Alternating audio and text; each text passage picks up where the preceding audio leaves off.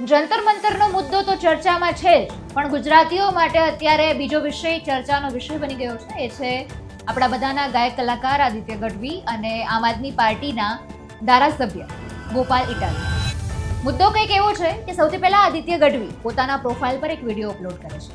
એ વિડીયોમાં એક જે વાત કરી રહ્યા છે એ વાત પરથી એમને વળતો જવાબ આપે છે આમ આદમી પાર્ટીના ધારાસભ્ય ગોપાલ ઇટાલિયા.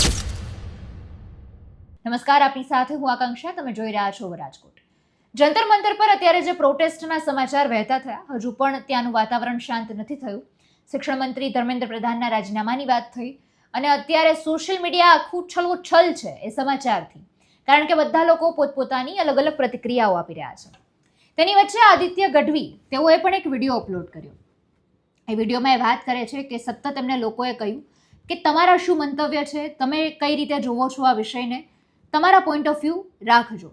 અને એ માટે આદિત્ય ગઢવી એક વિડીયો બનાવે છે. તો સૌથી પહેલા તો આદિત્ય ગઢવી એ વિડીયોમાં શું કહી રહ્યા છે તેને સાંભળીએ. नमस्कार दोस्तों, पिछले कुछ दिनों से मुझे डीएम्स, कमेंट्स, मैसेजेस आ रहे थे कि आप इस प्रोटेस्ट के बारे में कुछ बोलते क्यों नहीं, क्या आपका समर्थन है या नहीं. तो मैं कहना चाहता हूं कि अन्याय के खिलाफ आवाज उठाने की जब भी बात आएगी तब आज भी मेरा समर्थन है और हमेशा रहेगा. लेकिन मेरे कुछ सवाल हैं. मैं इस विषय का जानकार नहीं हूं. हमारे जैसे कलाकारों से अपेक्षा होती है लोगों की कि आप कुछ बोलिए, चाहे वो सिंगर हो, एक्टर हो, इन्फ्लुएंसर हो. लोग चाहते हैं कि बस आप बोलिए, चाहे हम उस विषय को जानते हो चाहे न जानते हो. तो क्योंकि अब लोगों ने कहा है तो मुझे लगा कि ये वीडियो से मैं अपनी बात भी रखूंगा और कुछ सवाल भी पूछूंगा. शायद मैं गलत हो सकता हूं, आप मुझे करेक्ट कर सकते हैं इस कमेंट में. प्रोटेस्ट करना जरूरी है, आवाज उठानी जरूरी है, लेकिन उससे सल्यूशन आएगा या नहीं? क्या हम इस चीज का सल्यूशन नहीं ला सकते? हम वहां पे प्रदर्शन कर रहे हैं, हम वहां पे प्रोटेस्ट कर रहे हैं, हम आवाज उठा रहे हैं, हमारी मांगे हैं कि एजुकेशन मिनिस्टर इस्तीफा दे दे. चलिए ठीक है, अगर इस्तीफा दे भी दिया उन्होंने, अगर रेजिग्नेशन दे भी दिया, तो उससे क्या इस चीज का सोल्यूशन आ जाएगा? क्या फ्यूचर में कोई भी नीट का पेपर लीक नहीं होगा? क्या फ्यूचर में कोई भी सरकारी एग्जाम जो होगी उसमें कोई गड़बड़ नहीं होगी? सोल्यूशन क्या है? आपको जो लीड कर रहा है, आप उनसे सवाल पूछिए कि इसका परमानेंट सोल्यूशन क्या है. आप वहां पे जाके प्रदर्शन तो कर रहे हैं, आवाज तो उठा रहे हैं, लेकिन क्या उस आवाज उठाने से सोल्यूशन आएगा या नहीं, यह पूछना भी बहुत जरूरी है. कल जिन बच्चों ने, निर्दोष बच्चों ने लाठियां खाई है, जिन्होंने मार खाया है, क्या उनको पता है कि इस चीज का सोल्यूशन है या नहीं? क्या इस्तीफा दे देने से सब सॉल्व हो जाएगा? मेरा सिर्फ इतना प्रश्न है कि हमारे पास इस देश में 140 करोड़ लोगों में इतने बुद्धिजीवी लोग हैं, एजुकेशन के जानकार लोग हैं, हमारे साइंटिस्ट हैं, हमारे लीडर हैं, हमारे नेता हैं, लॉ के जानकार लोग हैं.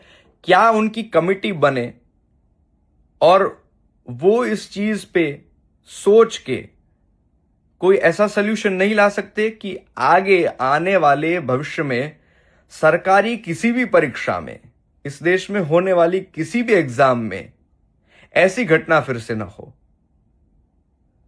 मुझे लगता है कि आवाज उठाना जरूरी है, लेकिन अगर उसका कोई सोल्यूशन ही नहीं है, आप सिर्फ अगर नारेबाजी करोगे, वहां पे अगर कोई स्टैंड अप कॉमेडियन आके कोई जोक सुनाएगा, वहां पे डफली बजा के अगर लोग गाएंगे हम लेके रहेंगे आजादी, उससे सोल्यूशन नहीं आएगा. ये केवल कुछ लोग अपने राजनीतिक फायदे उसमें से ले लेंगे. आपका आक्रोश, आपकी जो भावनाएं हैं, उसमें से वो अपने पॉलिटिकल करियर बना लेंगे और आप अपनी भावनाओं के साथ, अपने आक्रोश के साथ वहीं पे रह जाएंगे. हमने आगे भी आंदोलन देखे हैं ऐसे. हमने ये सब देखा है कि ऐसे आंदोलनों में से केवल और केवल राजनीतिक फायदे लेके लोग निकल जाते हैं, कोई सोल्यूशन नहीं मिलता है. तो मेरे यही सवाल है और मेरा समर्थन इस आंदोलन को पूरी तरह से है, आवाज उठाने को पूरी तरह से है. लेकिन मुझे लगता है कि हमारे देश के कुछ बुद्धिजीवी लोग, कुछ जानकार लोग अगर मिलके आगे पेपर लीक ना हो इसके लिए कोई ठोस सल्यूशन लाएंगे तो ये आंदोलन सफल होगा। केवल किसी एक मिनिस्टर का इस्तीफा लेने से या अपने एक ईगो को सिर्फ सेटिस्फाई करने के लिए किसी को झुका देने से इस चीज़ का सल्यूशन नहीं आएगा।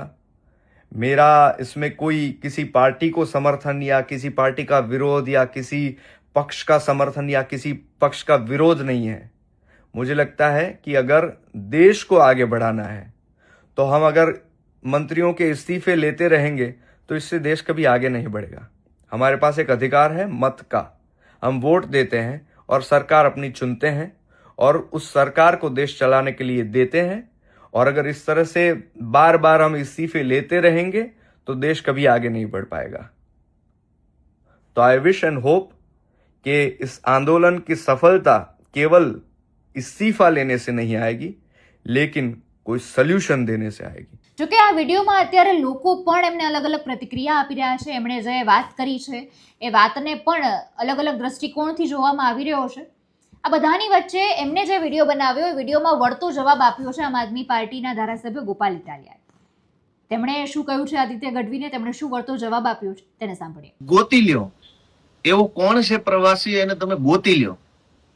આપણા ગુજરાતના લોકપ્રિય કલાકાર આદિત્યભાઈ ગઢવીએ એક નિવેદન આપ્યું છે અને નિવેદનમાં એમણે દેશના યુવાનોને એક સલાહ આપી છે કે આ તમે શિક્ષણ મંત્રીના રાજીનામા માંગો છો એનાથી કઈ સોલ્યુશન આવવાનું છે। સોલ્યુશન શું ભાઈ? સોલ્યુશન લેવા માટે જ તો દેશના કરોડો યુવાનો અહીંયા જંતર મંતર ઉપર એકઠા થયા છે। આદિત્યભાઈ વર્ષોથી તમે ગાઓ છો કે એવો હાડનો પ્રવાસી કોણ છે જેને ગોતી લ્યો, એના ઠામને ઠેકાણા તમે પૂછી લ્યો। તો આ રહ્યા દેશના યુવાનો, એ ખલાસી બનીને આવ્યા છે। શું કામ? દેશની શિક્ષણ વ્યવસ્થાની હોડી નાવડી ડૂબવાની તૈયારીમાં છે। આમ તો દેશની લોકશાહી આખી ડૂબવાની તૈયારીમાં છે।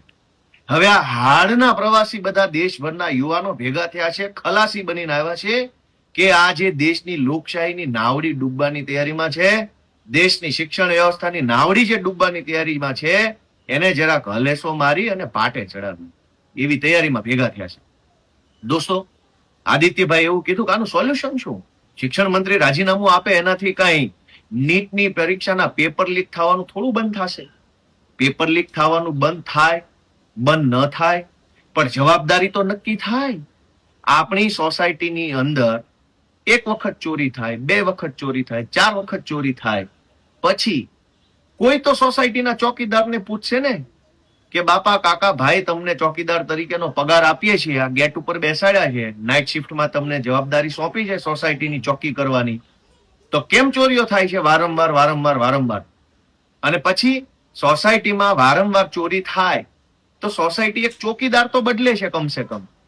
ચોકીદાર બદલવાથી ચોરીઓ બંધ થઈ જાય એવું તો સોસાયટી ન માનતી હોય, પણ જવાબદારી તો નક્કી થાય જ કે આ ચોકીદાર છે એ આળસુ છે, કામ નથી કરતો, સૂઈ રહેશે। એમ દેશની પરીક્ષા વ્યવસ્થામાં ચોરી થાય તો ચોકીદાર બદલવાની વાત કરવી પણ ગુનો છે। આદિત્યભાઈના ભજનો, ગીતો બધું બહુ મેં સાંભળ્યું છે, બહુ સરસ ગાય છે, ગાવા બાબતે તો કોઈ શંકા નથી, અમે પણ એના ચાહક છીએ। પણ દેશના કરોડો યુવાનો જયારે ખલાસી બનીને આવ્યા હોય ને, અને તમે તો ગાતા હતા કે કાંઠેથી જાતું જા દરિયે, દરિયેથી જાતું જા તળિયે, તો આ દેશના યુવાનો કાંઠેથી દરિયે એટલે કે જંતર મંતર આવ્યા છે, જંતર મંતરના દરિયેથી તળિયે જઈ અને તળિયામાંથી આખી વ્યવસ્થા સુધારવાનો પ્રયત્ન કરી રહ્યા છે। એને સલાહની નહીં, યા તો સહકારની જરૂર છે, યા તો ચૂપ રહી અને સમર્થનની જરૂર છે। એટલે જે આપી શકાય એ આપીએ, પણ માનનીય આદિત્યભાઈને આપણે નમ્ર વિનંતી કરીએ, હું કોઈ ટીકા ટિપ્પણી નથી કરતો, તમે ખૂબ સારું ગાઓ છો, પણ દેશના યુવાનો દેશની વ્યવસ્થા સુધારવા માટે આગળ આવ્યા છે। એવું નથી કે દેશની સરકારો બદલી નાખશે, એવું નથી કે દેશમાં સરકાર ભાજપમાંથી બીજી પાર્ટી, ના, એવી કોઈ વાત દેશના યુવાનો નથી કરી રહ્યા। દેશના યુવાનો માત્ર એટલું જ કહી રહ્યા છે કે પહેલું, સિસ્ટમ ખરાબ છે એને સ્વીકારો, બીજું કે સ્વીકારો તો જેના કારણે ખરાબ છે એ માણસને બદલો, અને ત્રીજું કે પ્રયત્ન કરો કે આવું બીજી વખત ન થાય। એટલે આ દેશના યુવાનોની માંગણીની સાથે અમે તો ઉભા છીએ, બધાય ઉભા રહે, આખું ગુજરાત ઉભું રહે એવી મારી લાગણી છે। એટલે આ રીતે અત્યારે આ મુદ્દો સામે આવ્યો છે. જો કે પણ એક વાત છે કે અત્યારે સોશિયલ મીડિયા ઉપર જે કોઈ પણ સમર્થનમાં બોલી રહ્યા છે એમના માટે અલગ પ્રકારની પ્રતિક્રિયા છે, જે લોકો વિરોધમાં બોલી રહ્યા છે એમના માટે પણ અલગ પ્રકારની પ્રતિક્રિયા છે. બધા જ પ્રકારના દ્રષ્ટિકોણ અત્યારે સોશિયલ મીડિયા પર આપણા માટે અવેલેબલ થઈ ગયા છે, કારણ કે મુદ્દો અત્યારે એટલો બધો ચર્ચાના સ્તરે પહોંચી ગયો છે. હવે આદિત્ય ગઢવી દ્વારા જે વિડીયો પોસ્ટ કરવામાં આવ્યો ત્યારબાદ ગોપાલ ઇટાલિયાએ તેને વળતો જવાબ આપ્યો. ગોપાલ ઇટાલિયા દ્વારા જે વિડીયો મૂકવામાં આવ્યો તેમાં આદિત્ય ગઢવીએ કમેન્ટ કરીને તેમને જવાબ આપ્યો છે. આદિત્ય ગઢવીએ કમેન્ટ કરતા એવું લખ્યું કે ગોપાલભાઈ, તમે ખૂબ સરસ રીતે આખી વાતને સમજાવી, પણ મારા વિડીયોમાં હું એ જ કહી રહ્યો છું કે આ એકઠા થયેલા યુવાનો અને એક સારા ઉદ્દેશ્યથી શરૂ થયેલા આંદોલનને શું માત્ર રાજનીતિ સુધી સીમિત રાખવાનું છે કે આનું કોઈ ઠોસ સમાધાન પણ લાવવાનું છે? મેં વિડીયોમાં પણ કહ્યું કે અવાજ ઉઠાવવો અને અન્યાયનો વિરોધ કરવો જરૂરી છે, પણ શું માત્ર વિરોધ પ્રદર્શન કે એક મંત્રીના રાજીનામા પછી આ સમસ્યા પૂરી થઈ જશે? જો એવું થતું હોય તો હું રાજી છું. બાકી મારા મત પ્રમાણે આ પેપર લીક ન થાય એના માટેની સુવ્યવસ્થાના સુઝાવ અને અસરકારક નિયમ અને બદલાવ એ વધારે જરૂરી માંગણી છે. અને ખાસ તો આ આંદોલન નીટના મુદ્દાથી ભટકીને બીજા અન્ય વિષયો તરફ જતું અને આઈડિયોલોજીસનું ઇન્સ્ટાગ્રામ યુદ્ધ બનતું જોઈને મને વધારે તકલીફ થઈ, એટલે મૂળ મુદ્દાની ચર્ચા કરી મેં. More power to you and all the real fighters. જય માતાજી. આ રીતે આદિત્ય ગઢવીએ ગોપાલ ઇટાલિયાના વિડીયોમાં કમેન્ટ કરીને તેમને જવાબ આપ્યો છે. તમે કઈ રીતે જોવો છો આદિત્ય ગઢવી અને ગોપાલ ઇટાલિયાના આ વિડીયોને જરૂરથી કમેન્ટમાં જણાવજો. ફરી મળીશું. હવે રજા આપશો. નમસ્કાર.